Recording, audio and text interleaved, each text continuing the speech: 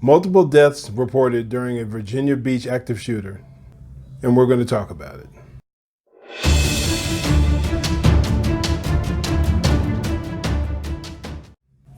Hey folks, Eric Muldrow here with Code Red Conversations. Thank you for joining me. We're going to be discussing the active shooting that took place in Virginia Beach. I was reviewing some of the details, and there were a few items, a few notes that I took that I thought I might be able to pass on to help you be prepared if you ever find yourself in the unfortunate situation where you have to deal with an event like this. These are the details. I'm going to be reading it as we go. At least 11 dead in Virginia Beach shooting. Now, I've heard the number change, and the numbers typically in events like this, in an incident like this, often changes. People, unfortunately, may pass due to their injuries days later at times. At least 11 people are dead after a lone gunman fired indiscriminately into a crowd gathered at the Virginia Beach Municipal Center. Chief of Police Jim Cervera announced Friday evening.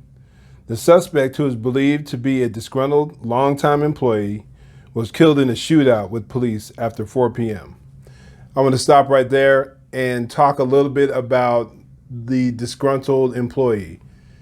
Those of us who have been around any length of time, I can recall specifically during the 80s, there would be the term going postal became very popular because there were a string of shootings that took place where postal employees would lose it and shoot up post offices.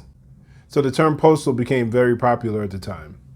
But what I'd like to do is just to reiterate to you that if you ever notice in your workplace someone who is very angry, and now we all have moments and days where we get angry and upset over the issues that take place at work. That's normal. But if you ever notice anyone who takes it to the extreme, someone who makes threats of saying they're going to blow up the place, or they want to come in here and kill everyone, or they're looking to kill or harm or hurt anyone in particular, now that's the time, that's an opportunity to pass that information on. Don't keep it to yourself. Don't think it's just Jim being Jim. Never take it lightly, because you don't want to be the guy, you don't want to be the girl who regrets keeping something like that to yourself because you thought it might have been harmless. Yeah, in most situations, it is harmless. Most situations, it may end up being nothing, but you just never know. So it's best to report it to your supervisors and if necessary, pass it on to the police. The suspect, who is believed to be a disgruntled longtime employee, was killed in a shootout with the police after 4 p.m. One police officer was also shot, but his life was saved by his bulletproof vest. I want to highlight that point right there. His life was saved by his bulletproof vest. If it's common practice that you wear body armor, then wear it. I say that because I know people that, due to the environment that they work in, they may work in here in Las Vegas, for instance, it can get very hot. 110, 115 degrees isn't uncommon during the hottest points of a summer. And I knew some guys that would go without wearing their body armor because they just wanted to be comfortable. Or I knew some people who were motorcycle cops, and you're outside all the time and you don't have the luxury of being in a vehicle with the AC on, and some guys would go without wearing their body armor. That's utterly ridiculous. And those who do that, I know it may be uncomfortable. If it's so uncomfortable, the position that you're working in is so uncomfortable that you think it's best to go without body armor, then maybe a transfer to somewhere else might be a good idea. Never forsake your safety for comfort. That's a recipe for a disaster. At least 6 victims have reportedly been transported to area hospitals, and 1 victim has been taken to a level 1 trauma center.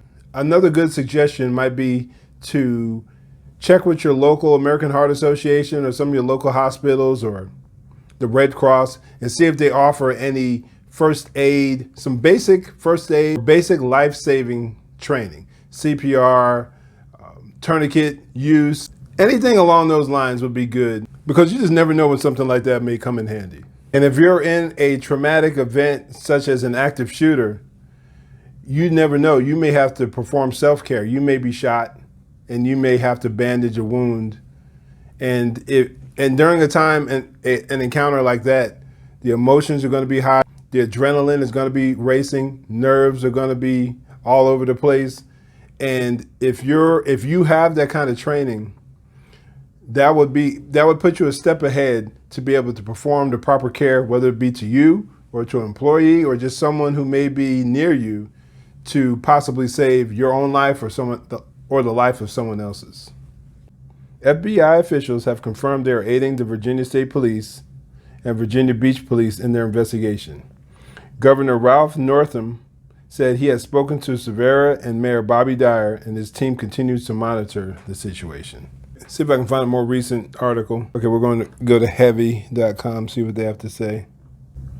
The most devastating day in the history of Virginia Beach, Mayor Bobby Dyer said.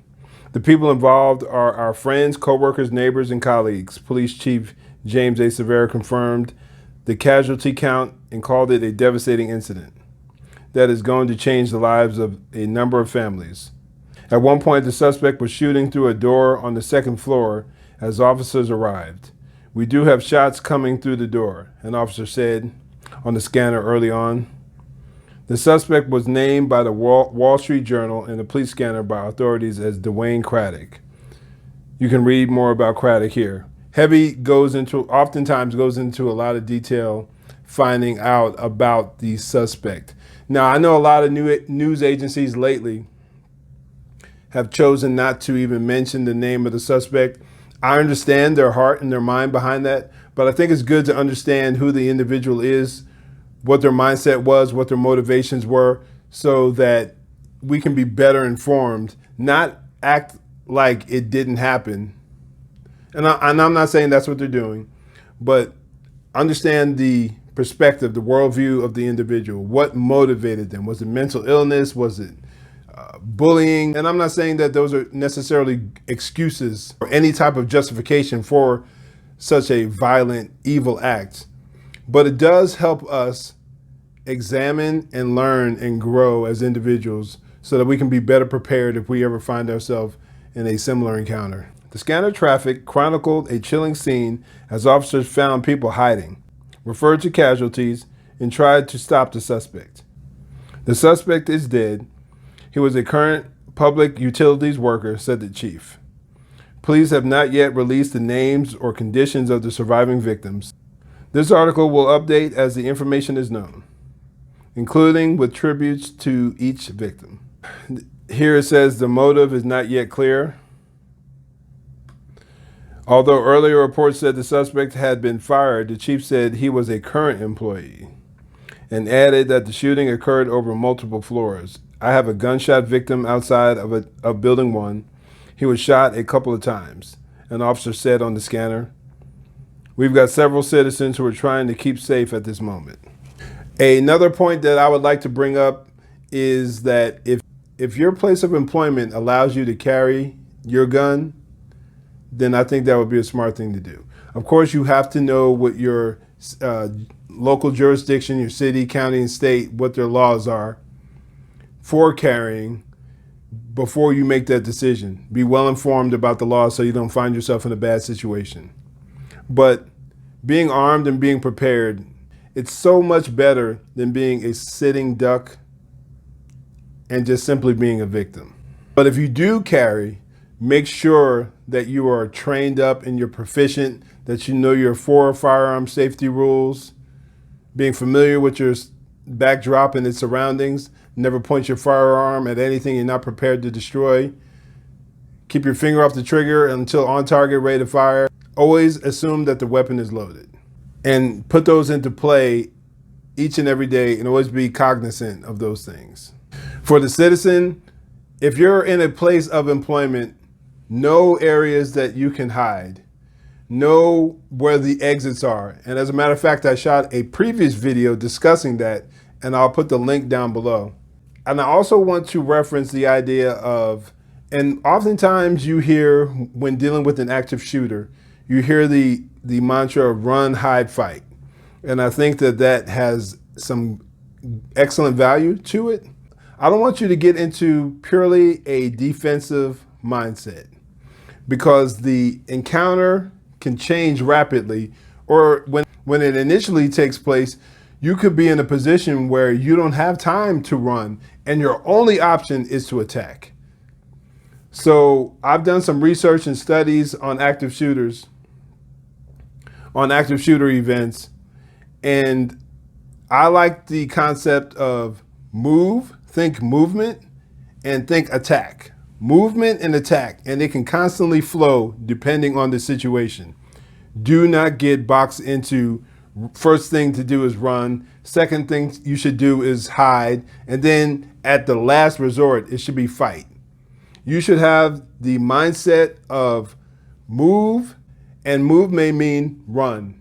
It may mean that it's necessary for you to hide, but it could also be you move to a position to where you can launch your own attack and be prepared to fight violently. Be prepared to fight like lives depend on it. Also, it would be good to know places to hide. If you hear a shooting occur downstairs and you're upstairs, barricading yourself, locking yourself down may be the best remedy. Don't totally divorce yourself from the idea of hiding if necessary. If you're physically unable to fight, everything depends on so many variables: your physical capabilities, the location, the distance you are from the shooter. If you have children, if you are a young person, a child yourself, so many different things can impact how you respond in an encounter like this. So knowing the places to hide, knowing the difference between cover and concealment. And if you are unfamiliar with that because it's a newer environment, familiarize yourself with those areas if you're entering into a place that's unknown to you. And once again, I have a video that I'll be linking below that deals specifically with that. We never want to live in a state of paranoia, but being prepared physically, tactically, mentally, emotionally for the possibility of an encounter like this taking place is just being wise in this day and age. Most likely, you'll live your life and you'll never have to deal with a situation like this. But there's always that chance. So your best bet is to be prepared. Make sure you like and subscribe. Stay safe, God bless, and make sure you join the conversation.